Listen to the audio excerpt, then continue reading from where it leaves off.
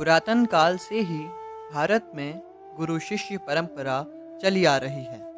गुरुओं का पद विश्व की हर सभ्यता, संस्कृति, धर्म में सबसे ऊंचा है।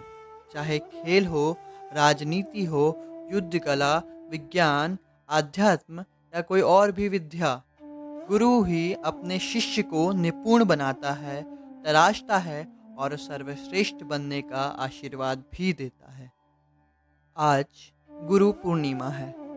आषाढ़ मास की पूर्णिमा महर्षि वेदव्यास की जयंती है। अतः इस दिन को गुरु पूर्णिमा के रूप में मनाया जाता है। इसी दिन महर्षि वेदव्यास ने महाभारत की रचना पूरी की थी।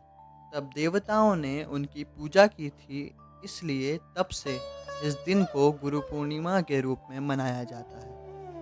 शब्द प्रस्तुत करता है विश्व के सबसे सर्वश्रेष्ठ गुरु शिष्य जोड़ी को, जिन्होंने अपनी उत्कृष्टता, निपुणता एवं दृढ़ निश्चयता से न सिर्फ व्यक्तिगत, सामाजिक या धार्मिक बदलाव लाए, बल्कि वैश्विक पटल पर ऐसी छाप छोड़ी जो कि आज भी अमर है। कृष्ण एवं सांदीपनि।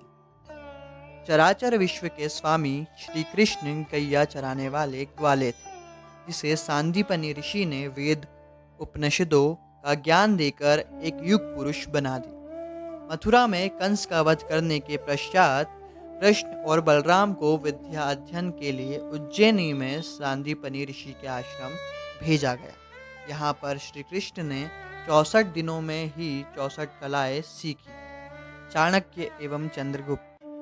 मगध के राजा घनानंद से अपमानित चाणक्य ने अपनी शिखा खोलकर यह प्रतिज्ञा की कि जब तक वह नंद वंश का नाश नहीं कर देगा, तब तक वह अपनी शिखा नहीं बांधेगा। चंद्रगुप्त के रूप में एक ऐसा होनहार शिष्य उन्हें मिला, जिसे उन्होंने युद्ध कला में पारंगत कर अपने अपमान का बदला लिया, और चंद्रगुप्त और चाणक्य ने ही अखंड भारत की स्थापना की। अरस्तु और सिकंदर। अरस्तु की गिनती अपने समय के महान दार्शनिकों में होती थी। वह सिकंदर के गुरु थे। अरस्तु को दर्शन, राजनीति, काव्य, आचार्य शास्त्र, शरीर रचना, दवाइयों एवं ज्योतिष की बेहतरीन जानकारी थी।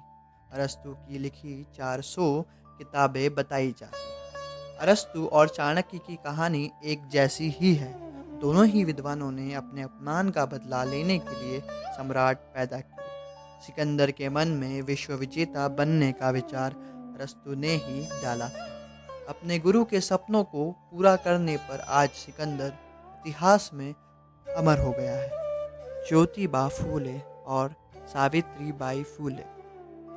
शिक्षा किसी भी देश या समाज के विकास का आधारभूत ढांचा होता है, मगर जब समाज अशिक्षा, छुआछूत, सती प्रथा से जकड़ा हो तो कैसा विकास। ज्योतिबा फूले एवं सावित्री बाई फूले ने जातिवाद एवं स्त्री शोषण का कड़ा विरोध करते हुए पहले स्वयं शिक्षा ग्रहण की, और उस कठिन सामाजिक बुराइयों के दौर में भी लड़कियों एवं सभी जातियों के लिए कई विद्यालय खोले। न्यूटन जब पैदा हुए तब उनका वजन इतना कम था कि उनके जिंदा होने की उम्मीद भी नहीं थी, मगर चमत्कारिक रूप से वे बच गए। उनका पूरा बचपन अकेले में बीता। कॉलेज में भी पढ़ाई में कमज़ोर थे, जिस कारण शिक्षकों से डांट पड़ती रहती थी। यहाँ भी वे अकेले। ऐसे में दर्शन शास्त्र के शिक्षक हेनरी मूरे ने उनका उत्साह बढ़ाया और बाइबल पढ़ने की सलाह दी। हेनरी मूरे के सानिध्य में न्यूटन का आत्मविश्वास बढ़ा और आगे चलकर उन्होंने विज्ञान के क्षेत्र में कई खोजें की, जिसके लिए आधुनिक सभ्यता हमेशा उनकी एहसानमंद रहेगी। रामकृष्ण परमहंस और स्वामी विवेकानंद। स्वामी विवेकानंद ने भारत के पुनरुत्थान और विश्व के उद्धार के लिए जो कार्य किया, वह अपने गुरु रामकृष्ण परमहंस से मिले ज्ञान के आधार पर ही था। रामकृष्ण परमहंस को एक ऐसा शिष्य मिला जिसने गुलाम भारत को विश्व गुरु का दर्जा दिलाया। दादा भाई नारोजी और Gandhi ji. Grand old man of India के नाम से जाने जाने वाले दादा भाई नारोजी को महात्मा गांधी जी का राजनीतिक गुरु माना जाता है। कांग्रेस के संस्थापकों में से वे एक थे। दादा भाई नारोजी की ही प्रेरणा से गांधी जी भारत आकर देश की आज़ादी के लिए राजनीति में सक्रिय हुए। वे बाल गंगाधर तिलक और गोपाल कृष्ण गोखले के भी सलाहकार थे। द्रोणाचार्य और अर्जुन। द्रोणाचार्य कौरवों और पांडवों के गुरु थे। वे उन्हें अस्त्र शस्त्र और युद्ध कला का अभ्यास कराते थे। द्रोणाचार्य के प्रिय शिष्य अर्जुन। द्रोणाचार्य ने अर्जुन को विश्व का सर्वश्रेष्ठ धनुर्धर बनाया। आज देश में खेलों के क्षेत्र में विशेष योगदान के लिए भारत सरकार खिलाड़ी को अर्जुन पुरस्कार और उसके कोच को द्रोणाचार्य पुरस्कार देती है।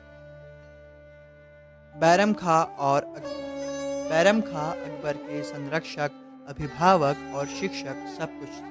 बैरम खां ने ही अकबर को बचपन से ही पाला और उन्हें एक कुशल शासक बनाया। बैरम ने ही अकबर को राजनीति और रणनीति में कुशल बनाया, जिसके चलते अकबर को कई युद्धों में सफलता भी मिली। हालांकि बाद में अकबर के कुछ नज़दीकी लोगों ने उन्हें बैरम खां के खिलाफ भड़का दिया, जिसके बाद स्थिति धीरे धीरे बिगड़ती चली गई। लेकिन आज भी अकबर की पॉपुलैरिटी का श्रेय बैरम खां को ही जाता है।